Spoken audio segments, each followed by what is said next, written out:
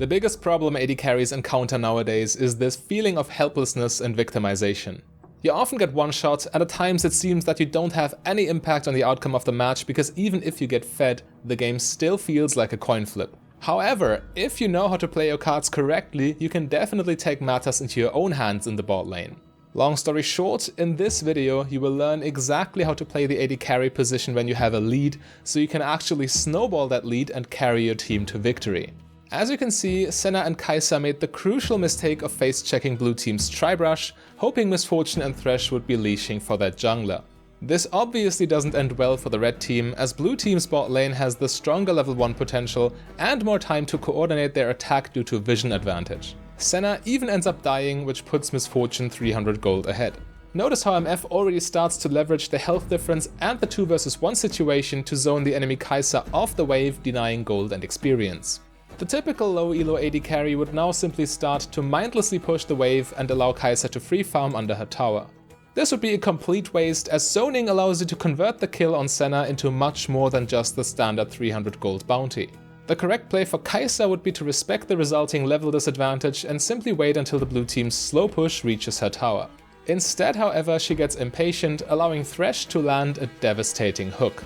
In a vacuum, a 600 gold lead is not that big of a deal. But if you manage to both collect the kill gold and punish your opponents for being off the map, you can make the game pretty much unplayable for them. You can see that the blue team starts hard pushing their minions into the enemy tower immediately after Kai'Sa goes down. They want the enemy tower to kill as many minions as possible before Kai'Sa returns, so they get an even bigger gold and experience advantage on her. Now Senna makes the very same mistake as her lane partner and stays within Thresh's hook range instead of simply waiting for the wave to come to her to finally soak up some much needed experience. I know this game is kind of an extreme example, but in my opinion extreme examples like this are highly useful to illustrate the validity of certain concepts. After finally crashing the double stack minion wave into the enemy tower, Misfortune and Thresh need to recall as quickly as possible so they can both turn their gold advantage into an item advantage and catch the next minion wave before it fully reaches their own tower. This is crucial because crashing a wave into the enemy tower always causes the minions to start slow pushing towards you, regardless of what the enemy does. They can only speed up the process by fast pushing. This means Kai'Sa and Senna are literally forced to leave the safety of their tower if they want to get any gold and experience. Due to that, Thresh and Misfortune are now able to effectively gank their own lane after checking for vision with their control ward. The enemy bot lane has no chance due to their item and level disadvantage, and blue team can snowball the lead they got from that level 1 fight into yet another kill. As the wave is already slow pushing, Misfortune and Thresh can now set up a freeze. You do this by holding the wave just outside your tower range while making sure the enemy minions outnumber your own by at least 4 caster minions. If the minion waves are approximately even in size on the other hand, you will lose your freeze and the wave will start to slow push towards the enemy no matter what. Misfortune, however, will try to maintain the freeze for as long as possible because it puts Kai'Sa in a lose-lose situation. If she approaches to crash the wave into the tower and reset it, Misfortune and Thresh can simply run her down and kill her again. If she doesn't approach though, she will get exactly 0 experience and 0 CS. Your only viable option to deal with a situation like this from a red team's perspective would be to start roaming to create pressure elsewhere on the map. However, the gank potential of a level 3 Kai'Sa with no items is highly limited. So in this case, red team's mid lane and jungler would need to 4-man the bot lane to break the freeze by crashing the wave. This is also a very awkward play, as they would lose mid lane and jungle pressure while not having any chance to kill the enemy bot lane, as Misfortune and Thresh are massively ahead in items and levels and protected by the safety of their tower. Therefore, Kai'Sa and Senna go for the riskiest move and approach the wave.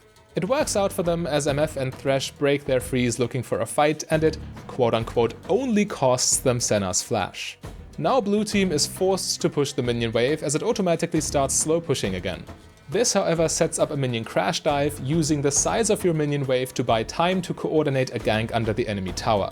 Kai'Sa and Senna, both being mid-platinum solo queue players, realize this and smartly retreat to their tier 2 tower to recall. Look how all the pressure in the bot lane also draws the attention of the enemy mid laner, who now wastes his time and allows your mid laner to farm for free. At this point, Misfortune is already 50 CS ahead of Kai'Sa, all due to efficient minion wave management. She literally just bought her Eclipse while Kai'Sa is still sitting on a single longsword. Kai'Sa has now accepted she cannot lane against MF anymore and correctly tries to impact the rest of the map. In order to match this, Misfortune deletes the minion wave and approaches the skirmish.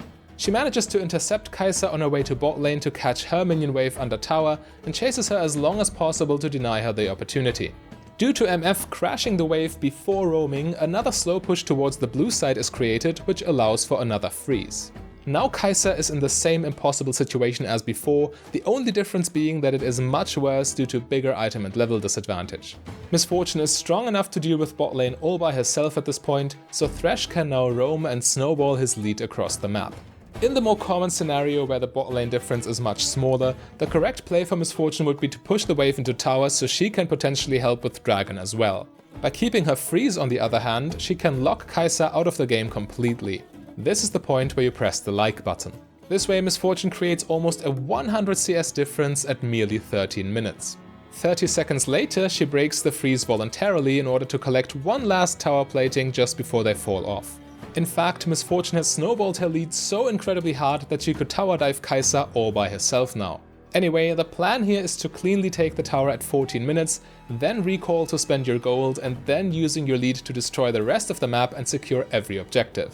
Kai'Sa literally cannot play anymore and the game has snowballed into a 4 vs 5. However, the blue team is still hard pushing the mid lane, so even with 3000 gold unspent in Misfortune's pocket, she joins them to clear the enemy jungle and set red team behind even further.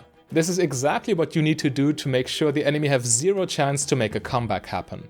The enemy team has seen enough and surrenders at this point, but if you want to see a textbook example of how to continue playing the mid game, click the link to the left.